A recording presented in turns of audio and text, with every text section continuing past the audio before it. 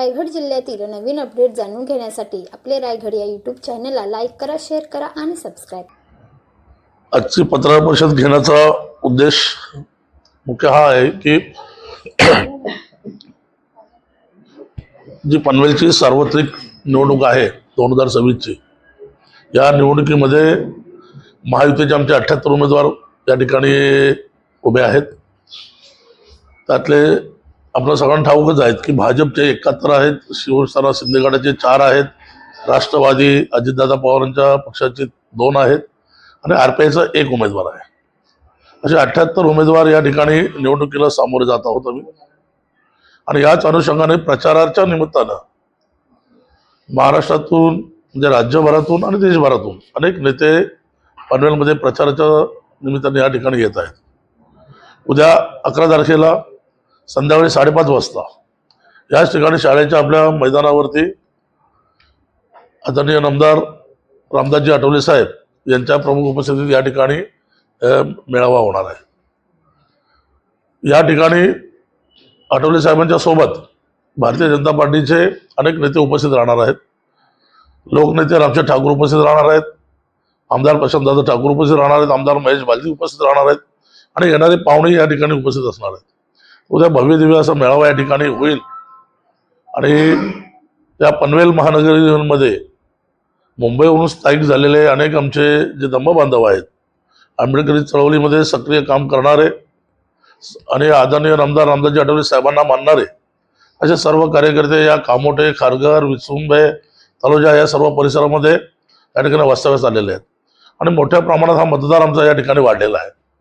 आणि या ठिकाणी आपण माहितीच्या माध्यमातून निवडणुकीला सामोरे जात असताना आमच्या सर्व धम्मबांधवांना, आंबेडकर चळवळीच्या सर्व कार्यकर्त्यांना या ठिकाणी आवाहन करण्यासाठी उद्या आदरणीय नामदार रामदासजी आठवले साहेब या ठिकाणी येत आहेत. ही माहिती आपल्यापर्यंत पोहोचवण्यासाठी खऱ्या अर्थाने पत्रकार परिषद आहे.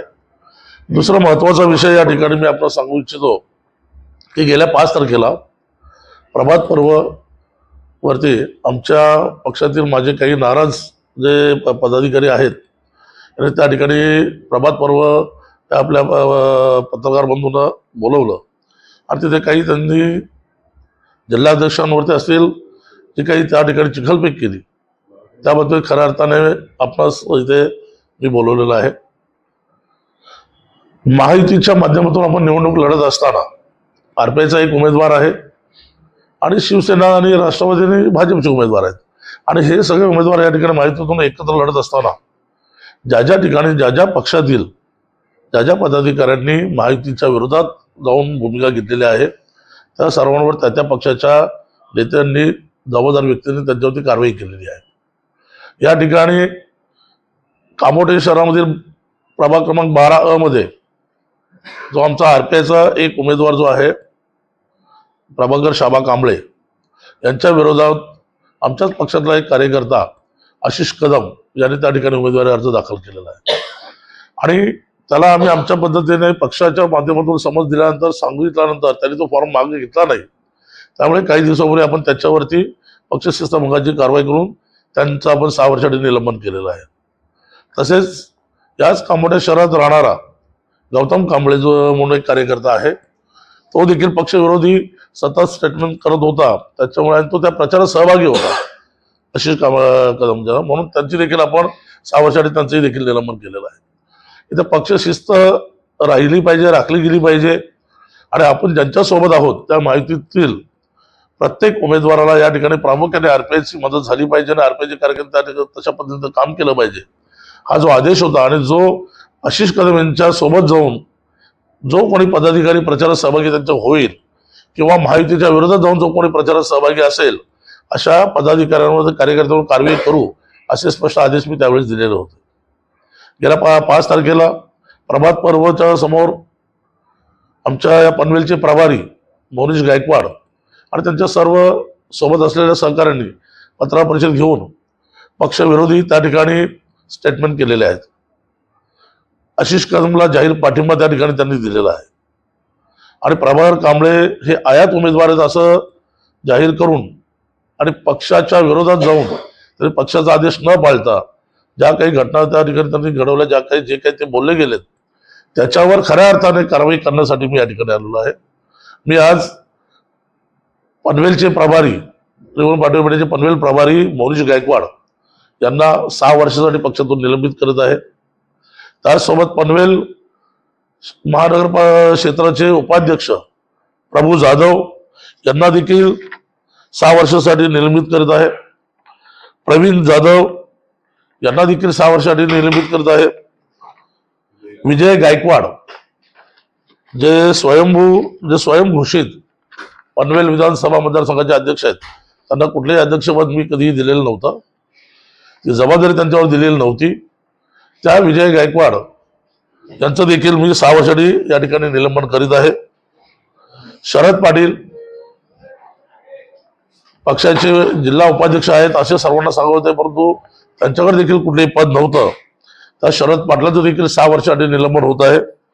नवीन सोनावणे, राजू इंगळे, संतोष सोनकांबळे, सूरज कदम हे सर्व त्या ठिकाणी उपस्थित राहून पक्षाच्या विरोधी त्यांनी भूमिका घेतली असल्या कारणाने त्या सर्वांचं 6 वर्षासाठी मी निलंबन करत आहे. त्याची लिस्ट मी आपल्याला देईनच.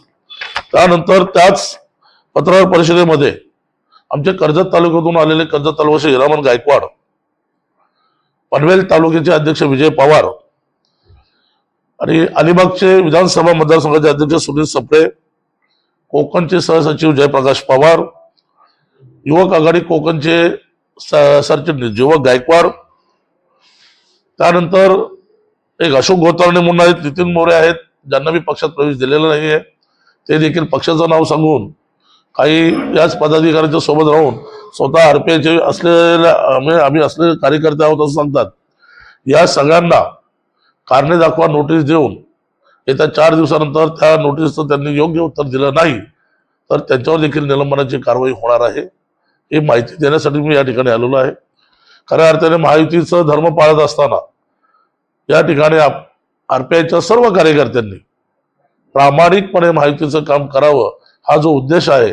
आणि रिपब्लिकन पार्टी ऑफ इंडियाचे राष्ट्रीय अध्यक्ष आदरणीय नामदार रामदासजी आठवले साहेब यांचे स्पष्ट आदेश असतात की आपली युती ज्या ज्या ठिकाणी असेल त्या त्या ठिकाणी युतीचं काम प्रामाणिकपणे केलं पाहिजे आणि प्रामाणिकपणे जो कोणी कार्यकर्ता काम करणार नाही त्याच्यावर जी काही कारवाई करायची आहे तो अधिकार जिल्हाध्यक्ष म्हणून माझा असल्या कारणाने मी आज या सर्वांना जी पहिली नावं घेतली ते एकूण 10 कार्यकर्ते आहेत ज्यांचं मी निलंबन केलेलं आहे 6 वर्षासाठी आणि 7 कार्यकर्ते असे आहेत की त्यांना नोटीस देण्यात येणार आहे. आज त्यांना 4 दिवसाचा टाइम पिरियड असणार. 4 दिवसात त्यांनी खुलासा करायचा आहे आणि योग्य खुलासा त्यांनी जर केला नाही तर त्यांच्यावर देखील निलंबनाची कारवाई होणार आहे. ही माहिती आपल्यापर्यंत पोहोचवण्याच्याच उद्देशाने आज खऱ्या अर्थाने पत्रकार परिषद घेण्यात आली.